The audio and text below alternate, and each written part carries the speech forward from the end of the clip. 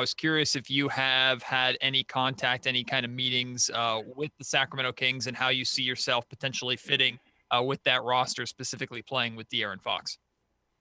Yes, I have been, I've been in contact with the Kings before, and potentially I like to play fast, and De'Aaron Fox is obviously one of the fastest guys in the NBA, and me being able like being given the fact that I like to play fast, I think it's going to be a good fit.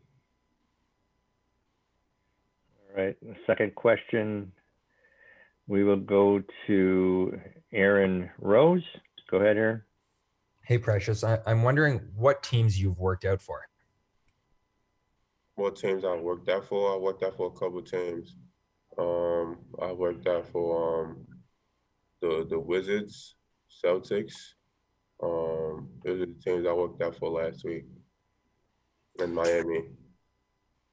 And I'm wondering, this seems like a special draft for people of Nigerian background. There's a bunch of guys like yourself in the draft. What does that mean to you to see so many guys succeeding at the next level? I think it's big, especially like you said, guys from from the same background, Nigeria specifically. It just shows that it's a big, talent culture in Nigeria when it comes to basketball and athleticism, and athletes as a whole in general, whatever sports that we're involved in. And it just speaks of how competitive we are, and just our willingness to be better at whatever we do. Next question, we'll go to Jason Moons. Go ahead, Jason. Morning, Precious. My question is, just over the last several months, how much Penny has sort of helped you prepare. I mean, I know we've talked about what he did while you were at Memphis, but how much has he helped you prepare since you left? Yeah, we talked a lot. I've been back in Memphis a couple times since after I left. Every time I've been back there, or even whenever I'm back in New York, we talk a lot. Talk about just the next level, the next how to be prepared. He helped prepare me a lot of times. What to say and stuff like that.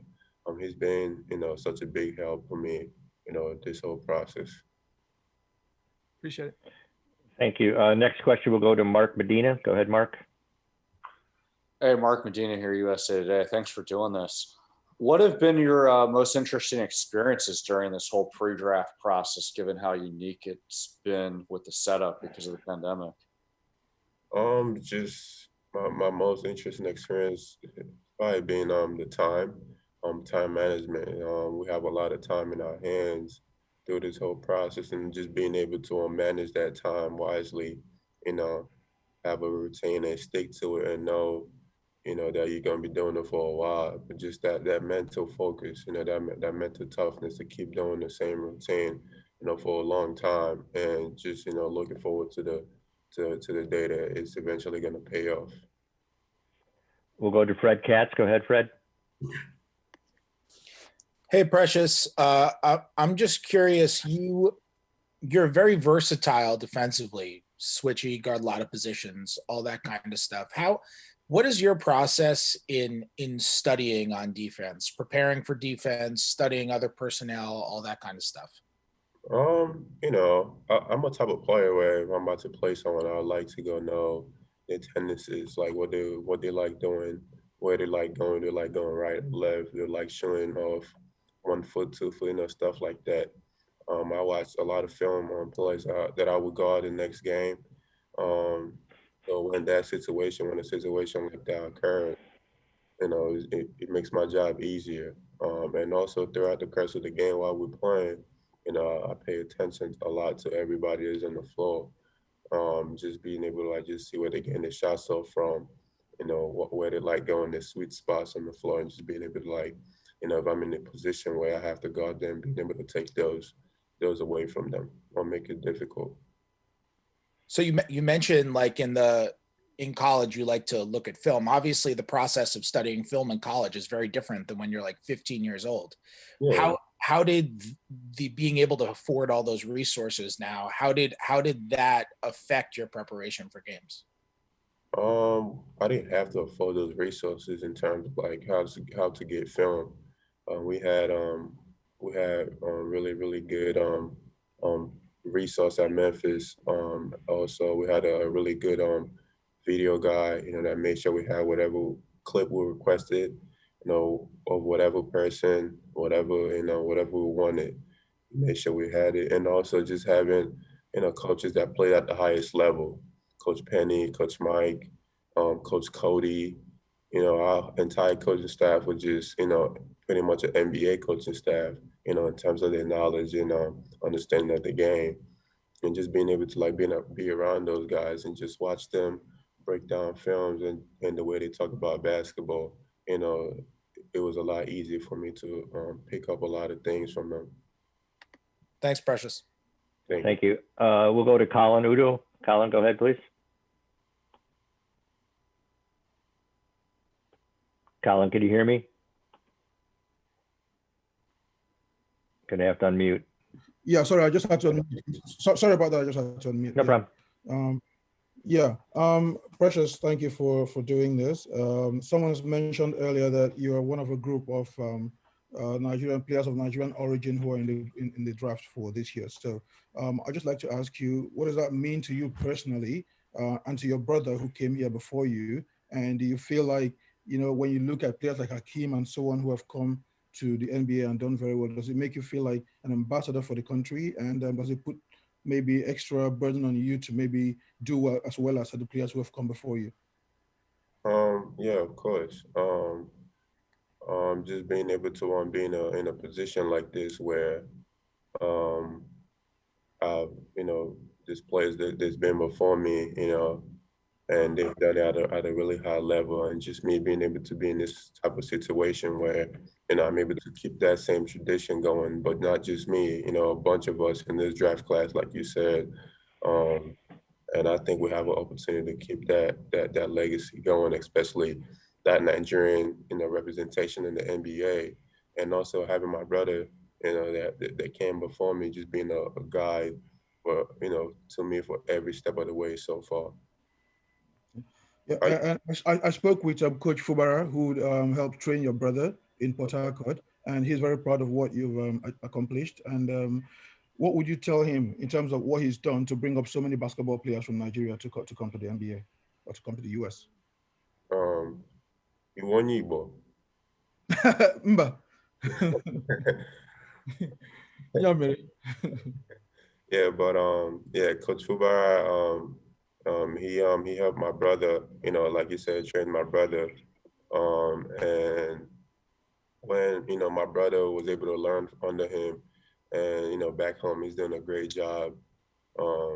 Just the kids back home, he's making sure that they have a way to learn the game. He's advancing the game back home with the kids back there, making sure they have a way to learn the game. He's providing resources for the kids. And I think that's really big, just having someone that's passionate about basketball back home is really, really important. Thank you. We'll go to Sean Bernard with the question. Go ahead, Sean. Yes, hi, Sean Bernard from Philly Sports Network. Precious, your handle is much more developed than most guys your size and age. How do you think that helps with your transitioning to the NBA and how it influences your game? I think it's just a plus to my versatility.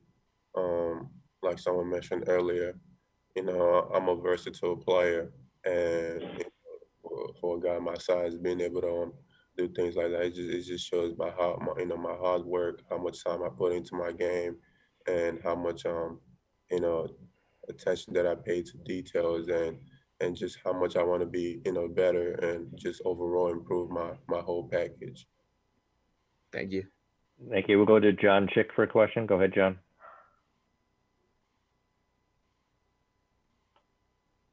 Still there, John? All right, I guess not. So we will go to Rylan Stiles. Go ahead, Rylan. Hey, Precious. I was wondering, whenever we had the pre-combine interview, you said that you talked to the Oklahoma City Thunder. I was wondering how many times have you talked to them since then, and if any, and if you've had any workouts or anything with them? Yeah. I've spoken to a lot of teams through this whole process, and yeah, I've had last week and this week I've been having my workouts. I had Washington, I had Boston, I had Miami so far. Thank you. We'll now go to Zach Braziller. Go ahead, Zach.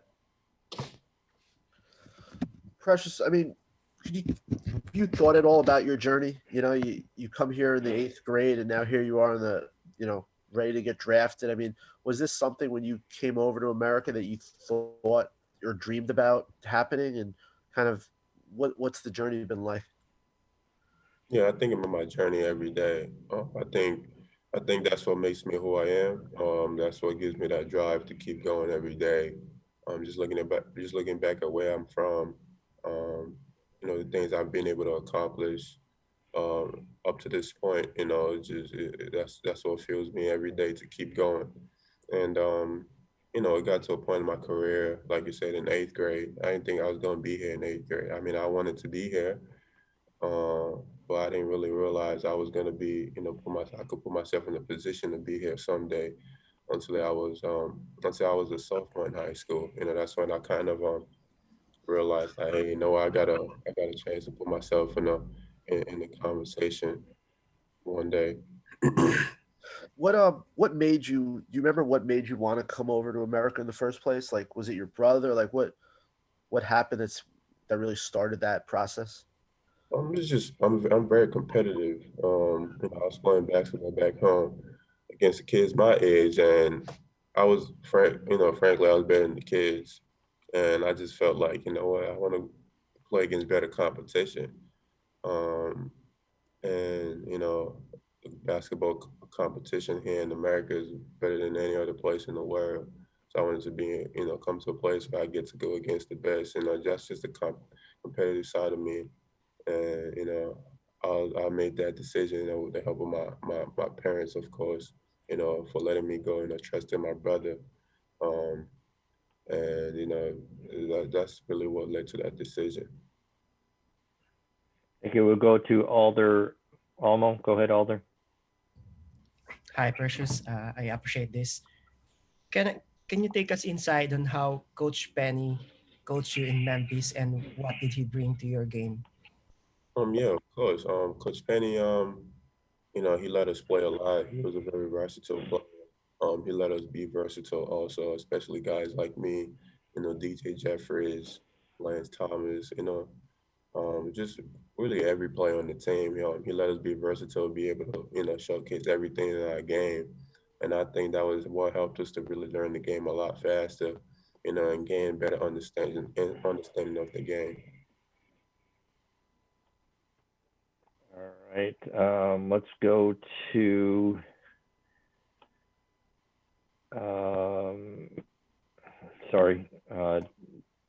David Esser. Go ahead, David. Hey, Precious. David Esser here with Philly Sports Network. I know you mentioned Washington, Boston, and Miami as the main teams you've worked out for. Have you had any contact with the Philadelphia 76ers up to this point? Yes, I've spoken to them via Zoom. Awesome. Thank you so much. Thank you. We'll go to Adam Zagara. Go ahead, Adam. Adam, do you have a question? Hey, Precious. How you doing, buddy? Thank you. What's up, Adam? Hey, how you doing, man? Hey, I'm doing a story just on, your high school teams and your coaches.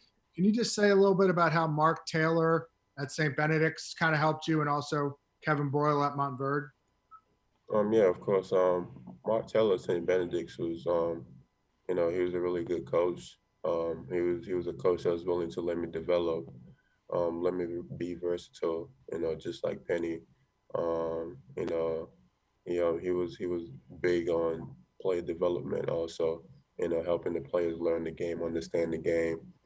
He had a great knowledge of the game, and he was big on, letting players like me, be versatile and be able to like showcase and improve our overall package. Also, that was the case at Montverde, and Montverde was a school. I was only there for a year.